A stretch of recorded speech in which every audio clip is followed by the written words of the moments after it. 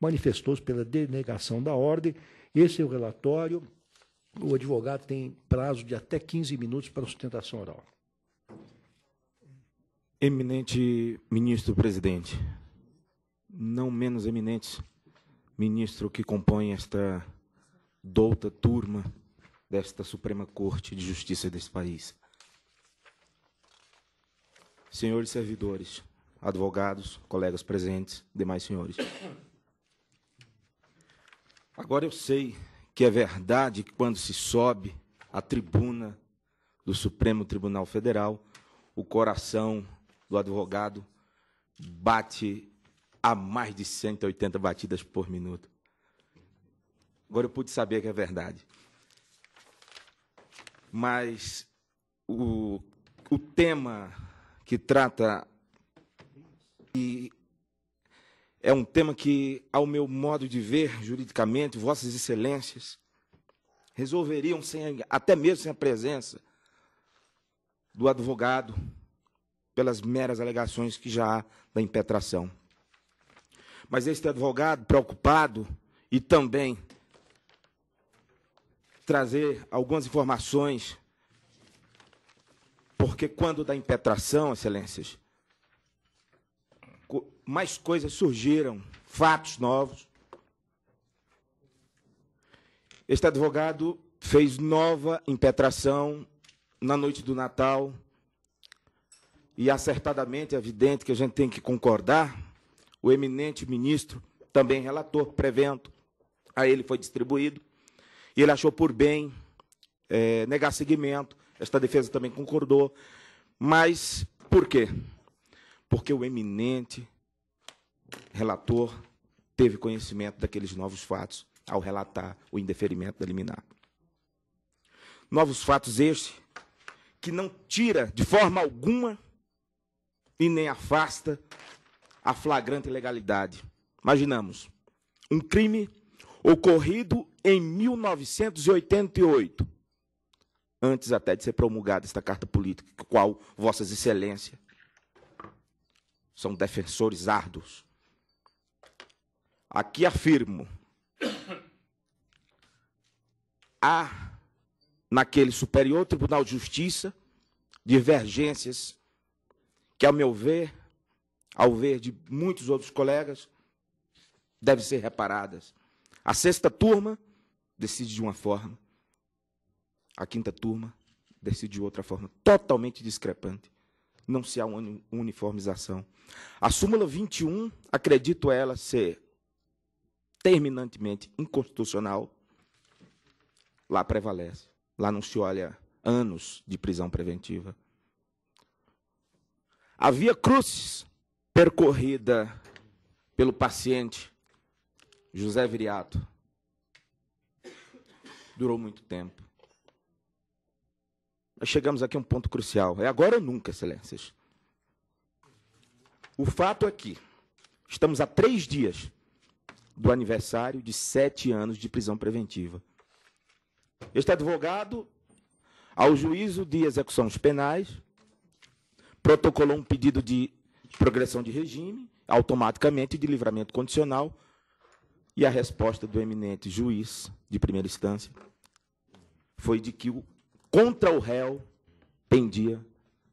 estava pendente uma prisão preventiva, essa dita prisão preventiva, que já dura há 3 dias de completar 7 anos. Já podemos dizer 7 anos.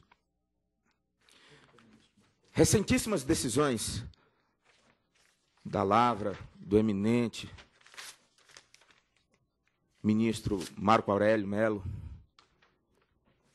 o qual deferiu a ordem liminarmente ao conhecido caso do prefeito Celso Daniel, que estava em situação análoga, 7 anos de prisão preventiva.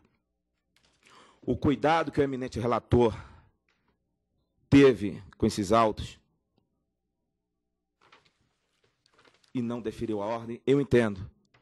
É muita informação, é diversos outros processos para se analisar. E nem sempre, às vezes, não se pode dar 100% de razão numa questão decidida liminarmente, ainda mais se tratando de excesso de prazo. A defesa também concordou, não pediu reconsideração. Esperamos no tempo. A defesa insistiu, bateu. Meu pai, homem do interior, água mole, pedra dura. Tanto bate, até que fora. Foi assim que esse jovem, neófito, advogado, está fazendo. Água mole, pedra dura, tanto bate, até que fora. A prisão do paciente, excelências, afronta tudo que trata de liberdade. É, de fato, algo que eu imagino que não é tolerável em instância ou tribunal qualquer deste Brasil, mas o Tribunal de Justiça do Estado do Piauí, eu já não digo nem STJ, mas fecha os olhos para situações análogas. Sei de um caso de um réu pobre que está preso há 11 anos de prisão preventiva, porque a semana passada, na pesquisa que eu fiz sobre excesso de prazo na comarca de Teresina, Piauí, descobri que há um réu doente, preso, pobre, há 11 anos. E chegará, com certeza, a Vossas Excelências, a impetração de habeas corpus em favor desse cidadão. Darei a Vossas Excelências. A verdade é que o desrespeito que aquela Corte de Justiça local está tendo com a liberdade do paciente José Viriato já é corriqueira. Não há um sequer deferimento em favor do senhor José Viriato em qualquer dos processos que o mesmo já respondeu ou responde. Ainda que escancarado o excesso de prazo, há um fechamento de olhos completo. O fato curioso é que, neste mesmo processo, também, excelência, por ocorrência do julgamento de outros 2 corréus, uma falha, não sei o que houve, foi deferido a ordem ao corréu Francisco Moreira do Nascimento e José Correia Braga, no mesmo processo, permanecendo preso José Nilson Couras e o paciente em questão, José Viriato Correia Lima. O processo em si, quando dá sentença provisional, chamada sentença de pronúncia,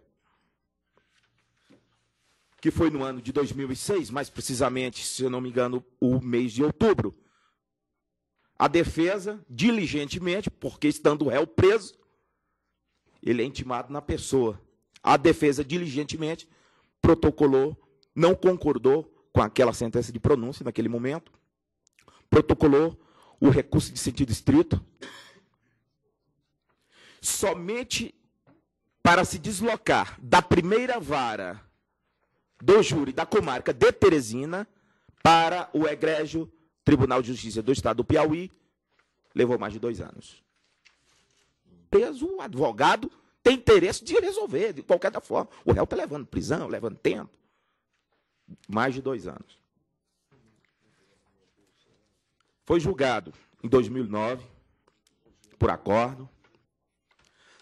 Este advogado, que aqui professa a sustentação oral, perante esta excelsa corte, aos titãs do direito deste país, proferiu também sustentação oral, e lá disse ao eminente presidente daquela turma julgadora, daquela Câmara Criminal, que estava a julgar, que o mesmo era impedido, por força de que o mesmo tinha funcionado como juiz de primeira instância, processante. Ele disse, em alto e bom som, ele disse, você vê isso aí depois, agora não é hora para se ver. Diga, excelência, mas Vossa Excelência tem um despacho, dentro dos autos mesmo, dizendo que é impedido, excelência. Assim ele voltou. O advogado, evidentemente, querendo sair vitorioso da tribuna, sai resignado, mas sai com um trunfo na mão. Diga, excelência, Vossa Excelência pode, mas ainda há justiça nesse país, há onde se percorrer ainda. E se percorreu no tempo, tentamos fazer isso valer no recurso especial, o qual o presidente pisou e repisou e manteve lá. Fizemos o agravo de instrumento. No agravo de instrumento, por uma falha da certidão, também deixou de se julgar a causa. Mas existe uma via heróica, fantástica, nossa, maravilhosa, que digo que uma das criações da humanidade civilizada, uma das maiores, o habeas corpus, supera tudo, ainda mais. Nossa, esse habeas corpus, com aqueles argumentos do recurso especial, fizemos o Ctrl+C, Ctrl+V para um habeas corpus. E lá foi. Juntamos, além desse Ctrl+C, Ctrl+V do recurso especial, levamos também o que se falava da prisão, do excesso de prazo. O ministro Jorge Mussi, fechou os olhos para a prisão, mas não podia fechar os olhos para a ilegalidade que era flagrante, quanto ao acordo em que votou uma excelência impedida. E assim, ele, no dia 30, o eminente ministro daquela quinta turma, Jorge Mussi, deferiu a ordem, mandando suspender os efeitos do acordo. O julgamento estava marcado para o dia 12, não pôde realizar mais uma vez.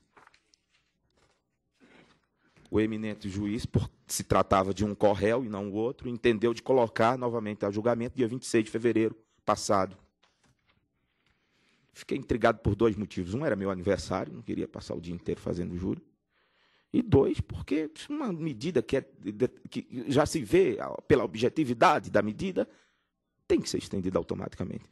Novamente recorremos, foi estendida a medida, e mais uma vez está sem data definida, aguardando o deslinde do HC 144.379, Piauí, para ainda se definir a questão referente à pronúncia.